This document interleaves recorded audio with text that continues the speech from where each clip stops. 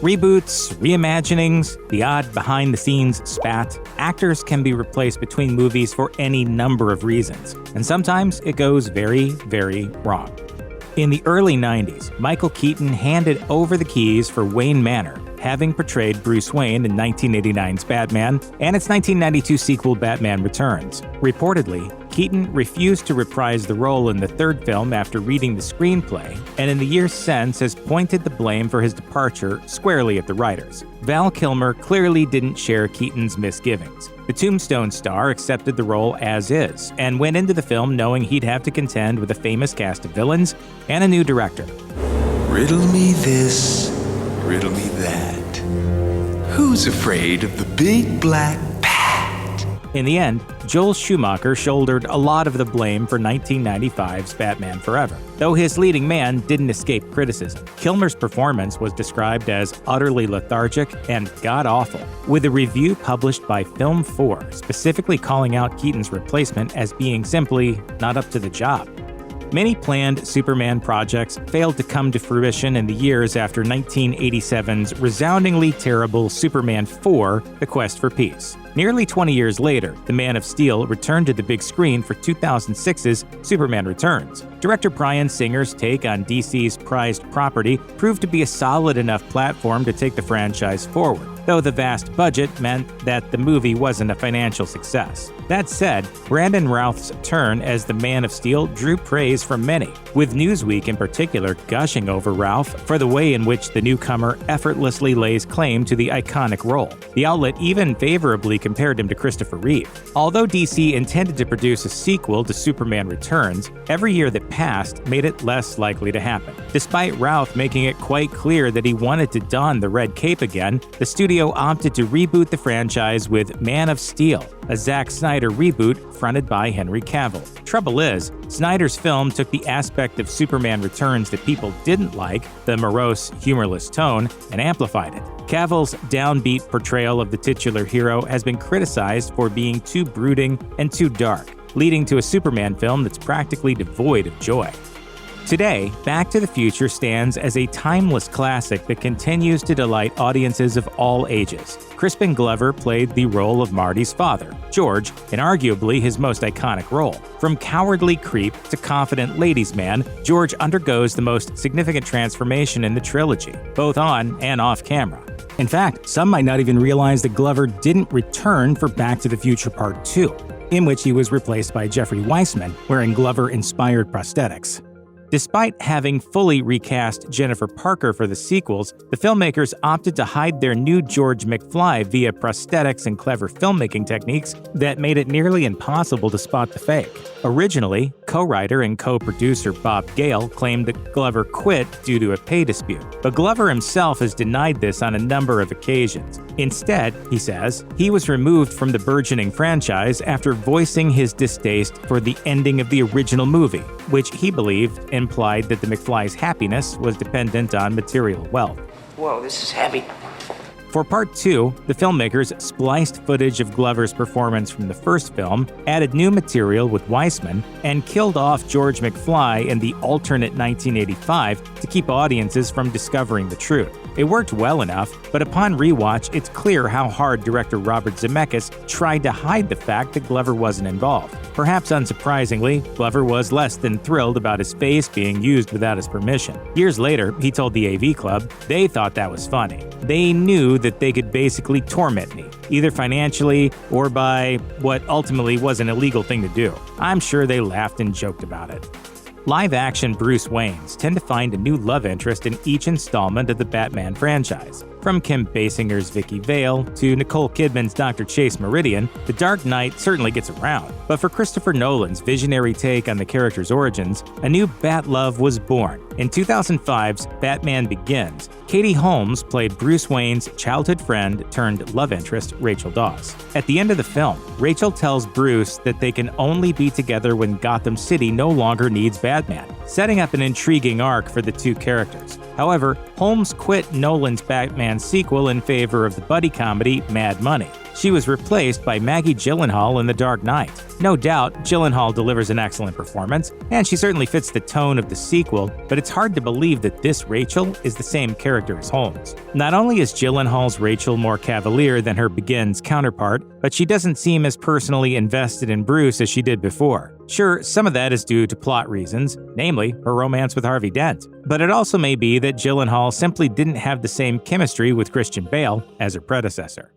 Hugo Weaving's absence was sorely felt in The Matrix Resurrections. That's not to say that Jonathan Groff, who replaced Weaving as the villainous program known as Smith, is not a talented actor. Sadly, he had huge shoes to fill. Even in Reloaded and Revolutions, Weaving shines brightest among the cast, while Ian Bliss tackles an inspired impersonation when the character takes over a human host. But the fourth time was not the charm. Mr. Anderson! It can't be. Considering Weaving's iconic turn as Smith, a new version of the character needed to feel either identical or significantly different from the original in order to work. Unfortunately, Groff's portrayal in Resurrections is neither. Deemed an algorithm of unoriginality by The Guardian, the fourth Matrix movie failed to recapture what made the relationship between Neo and Smith so special, and that's due at least in part to Weaving's absence. There was plenty of controversy surrounding the making of the animated movie Scoob, a reboot feature meant to kickstart a new theatrical Scooby-Doo franchise. Between unceremoniously canceled sequels and the film's failed attempt to launch a cinematic universe, the biggest problem with Scoob was its casting. Despite retaining Frank Welker as the iconic voice of Scooby-Doo, the rest of the Mystery Inc. gang was scrapped for this installment, including Matthew Lillard's Shaggy Rogers. Lillard gained widespread acclaim when he played Shaggy in the two live-action Scooby-Doo movies in the early 2000s. He went on to take over vocal duties from Casey Kasem for subsequent animated movies and television productions. To this day, Lillard still plays Shaggy as faithfully as ever, but he missed out on the 2020 return to the big screen. After the film's cast was revealed, Lillard took to X, formerly known as Twitter, to write, "Well, this sucks. What a crappy way to find out. Thanks, Hollywood."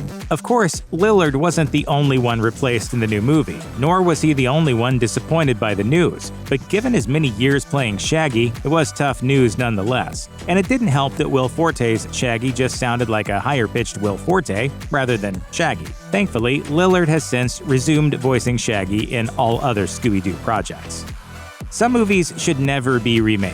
We don't need another Citizen Kane, Casablanca, or Vertigo, for example, and we certainly didn't need another Psycho. What's worse is that director Gus Van Sant chose to remake the film nearly shot for shot, even copying some of Alfred Hitchcock's signature camera movements. It's unsettling to be sure, but maybe that was the point. In any case, Anthony Perkins, who gave a straight-up iconic performance in the 1960 original, can't be easily overshadowed. So when Vince Vaughn was cast as Norman Bates in the remake, folks were understandably skeptical. Given Vaughn's usual filmography, his casting in Psycho made for something of a strange choice. As Roger Ebert wrote, "He isn't odd enough. Norman's early dialogue often ends in a nervous laugh.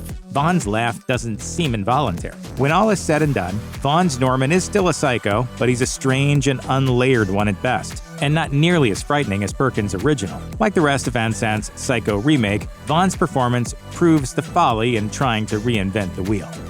Can you believe that there have been no fewer than 6 Home Alone movies? Obviously, the first 2, directed by Chris Columbus and starring Macaulay Culkin, are the best by far. Over the years, Home Alone and Lost in New York have become Christmas classics, while the other less inventive sequels simply rode the franchise's coattails. You guys give up, or you're thirsty for more? But though most of the sequels feature a new protagonist in the place of young Kevin, the direct-to-video Home Alone 4 opted to resurrect the original lead, albeit without Culkin's involvement. The fourth film takes place seemingly a few years after Lost in New York, with the McCallister family in complete disarray. And not just because they've all been recast, too. Here, Kevin is played by Mike Weinberg, who isn't nearly as charismatic or lovable as Culkin, though he does look younger. In fact, if the character's name had been changed, you'd have no clue that this was supposed to be the same kid. No doubt, Culkin was looked over because Home Alone 4 was released 12 years after the original. But that's no excuse. As the Radio Times review says, you have to wonder why they bothered.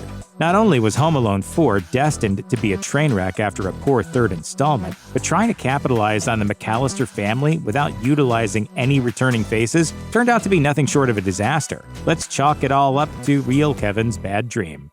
Billy D. Williams played a pre-disfigured version of Harvey Dent in Tim Burton's 1989 Batman. Dent's appearance was no doubt meant to tease the character's on-screen future as Two-Face, a turn he finally made in Batman Forever. But in that film, it wasn't Williams facing off against the Dark Knight, but Tommy Lee Jones. We all know that Val Kilmer replaced Michael Keaton as Batman, but many forget that Williams' Dent and Jones's Two-Face are meant to be one and the same.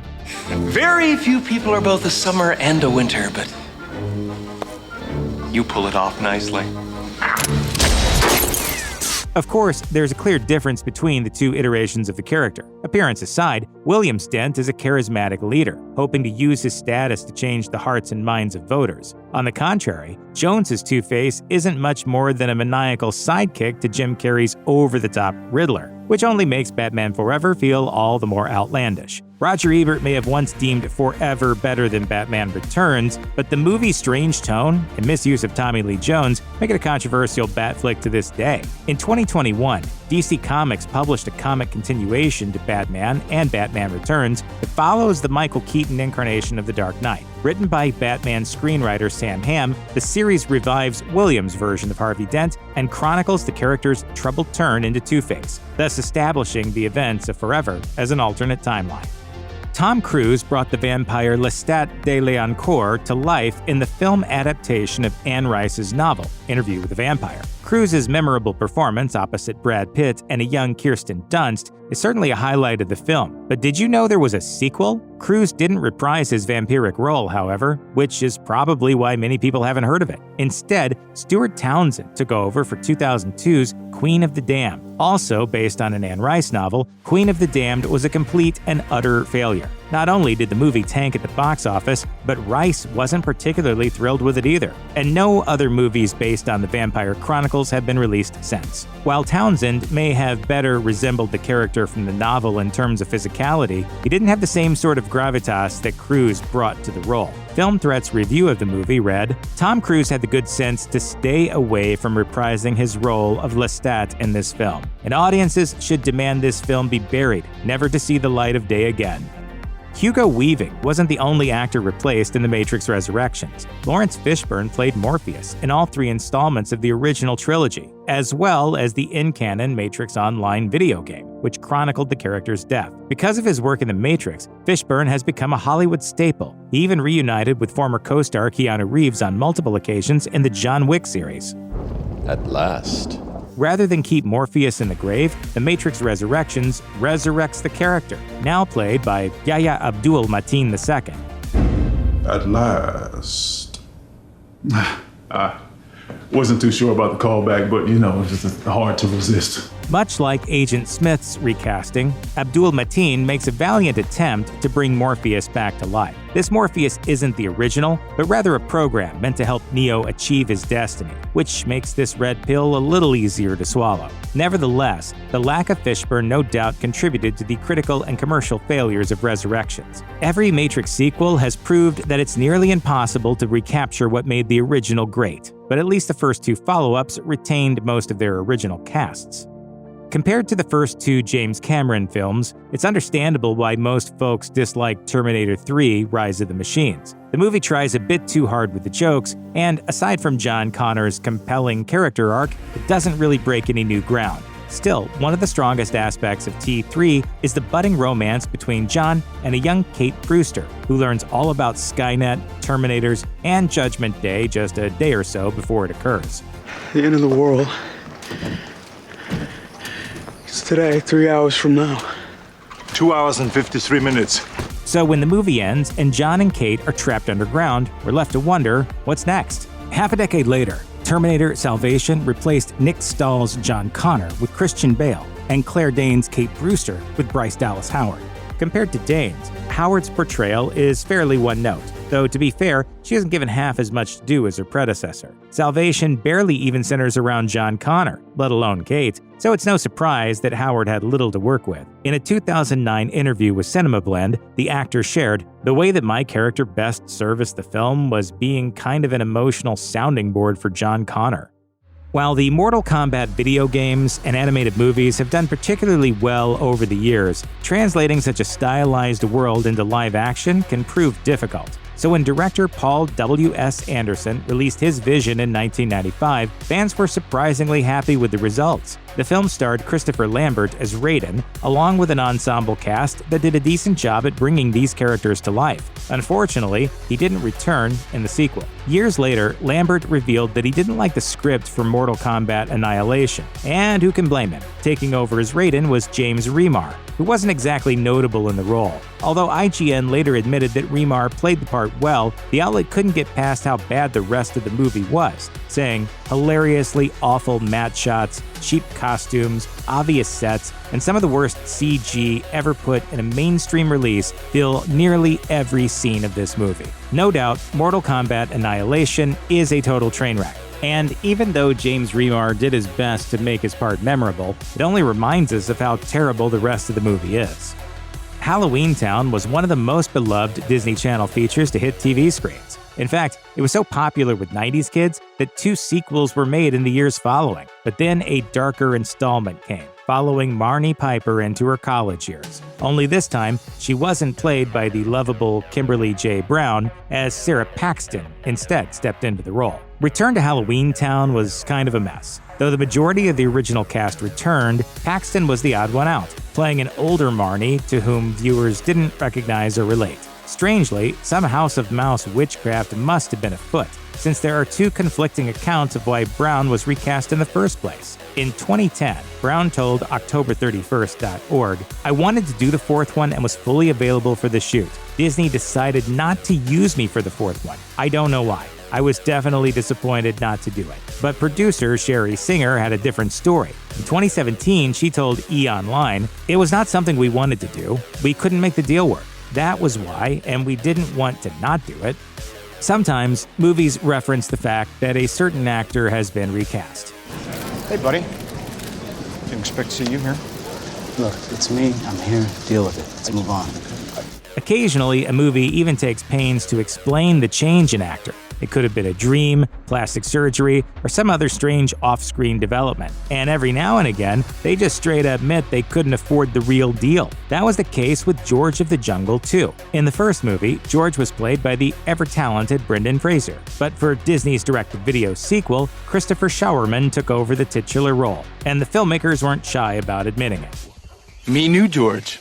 Studio too cheap to pay Brendan Fraser. Of course, George isn't the only character recast in the sequel. Julie Benz replaced Leslie Mann as Ursula Stanhope as well. Strangely, Thomas Hayden Church reprised his role as Lyle Vandegroot from the first film, even though his presence couldn't save this one. If the direct-to-video budget didn't give it away, George of the Jungle 2 is full of bad CGI, a retread of the film's first plot, and of course, absolutely no Brendan Fraser in sight. In a review from DVD Verdict, Showerman was described as a non-entity who only serves as an imitation of Brendan Fraser's interpretation of George.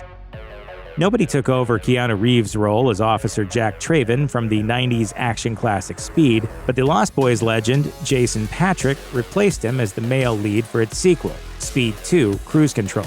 Reeves instead chose to pursue other action roles, which eventually led to the likes of Constantine and John Wick. But with Reeves out for the count and Patrick stepping in as Officer Alex Shaw, Speed 2 could only end in a wreck. And wreck it did.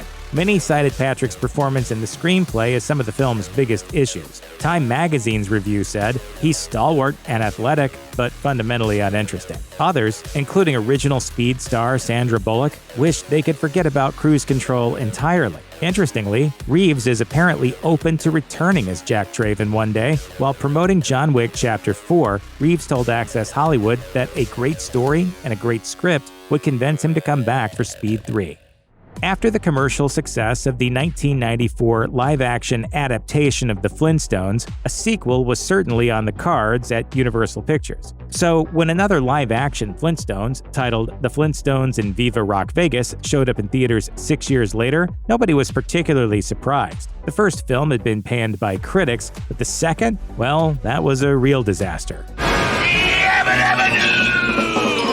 For starters, Viva Rock Vegas is a prequel rather than a sequel, and the movie recasts its comedic leads. The original movie starred John Goodman as Fred, Rick Moranis as Barney, Elizabeth Perkins as Wilma, and Rosie O'Donnell as Betty. Viva Rock Vegas starred Mark Addy as Fred, Stephen Baldwin as Barney, Kristen Johnson as Wilma, and Jane Krakowski as Betty. To say that any of these actors are untalented on their own would be untrue, but that doesn't mean they were the right folks for the job. While The Flintstones was no masterpiece itself, the lack of comedic timing, uninspired jokes, and lackluster cast of the sequel hardly set it up for success. As Roger Ebert wrote, "Minute by weary minute, the movie wins its weary way toward its joyless conclusion." No wonder a third live-action Flintstones has never materialized.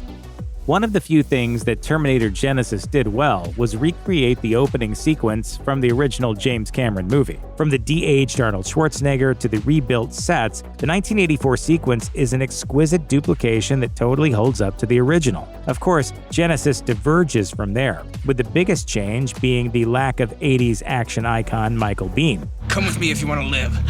While Emilia Clarke sort of resembles Linda Hamilton's Sarah Connor, Jai Courtney looks absolutely nothing like the Kyle Reese we're used to. To its credit, 2009's Terminator Salvation featured a younger version of the character, one that still embodied the Kyle we all know and love. Come with me if you want to live.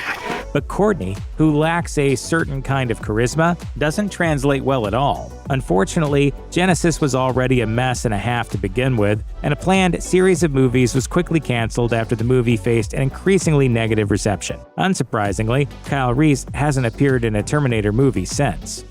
In the original X-Men films, team leader Scott Summers was played by James Marsden. Though he was written a bit too much like a jealous boyfriend at times, Marsden did a decent job bringing this Marvel hero to life, especially when it came to his dynamic with Hugh Jackman's Wolverine. But by the time X-Men The Last Stand came around, the actor had decided to star in Superman Returns, forcing Cyclops' untimely demise. Thankfully, once Wolverine fixed the timeline in X-Men Days of Future Past, Scott was resurrected, giving us a new hope for his future. And then he was recast. X-Men Apocalypse, the direct sequel to First Class and Days of Future Past, introduced audiences to a younger Scott Summers, one who has yet to grow into the hero embodied by Marsden in the original trilogy. Played by Ty Sheridan, Cyclops is no longer the field leader of the X-Men, nor does he have much agency in a movie that mostly centers on Xavier, Magneto, and Mystique. Despite Sheridan's struggle to bring Cyclops to life in Apocalypse and its sequel, Dark Phoenix, James Marsden supported his successor, citing the young actor's role in Mud as a particular accomplishment. In 2015, he told HitFix, "I think he's a wonderfully talented actor. I think he's a perfect fit." Few actors perfectly embody their comic book counterparts quite like the cast of Marvel Cinematic Universe's Phase 1. Robert Downey Jr. as Iron Man, Chris Evans as Captain America, and Samuel L. Jackson as Nick Fury were certainly inspired, as was Edward Norton as Bruce Banner, aka the Incredible Hulk. Appearing as the angry green giant in 2008's The Incredible Hulk, Norton's portrayal of the runaway scientist felt ripped from the original Marvel comics themselves. Not only was Norton able to deftly balance Bruce's struggles with mental health and his desire for impossible intimacy, but his Hulk was also fierce, powerful, and best embodied the character's rage. But then Norton exited the MCU, never to return. In 2014, he told The Hollywood Reporter, "My feeling was that I experimented and experienced what I wanted to. I really enjoyed it. And yet, I looked at the balance of time and life that one spends not only making those sorts of films, but then especially putting them out, and the obligations that rightly come with that." So for 2012's grand team-up featured The Avengers, Marvel recast Mark Ruffalo as Bruce Banner. That's my secret, Cap. I'm always angry. Ruffalo has played the reluctant hero ever since, but unfortunately, his more comedic take on the character feels too far removed from Norton's intricately complex dive into Bruce Banner's psyche. In this case, at least, it seems like the MCU opted for style over substance.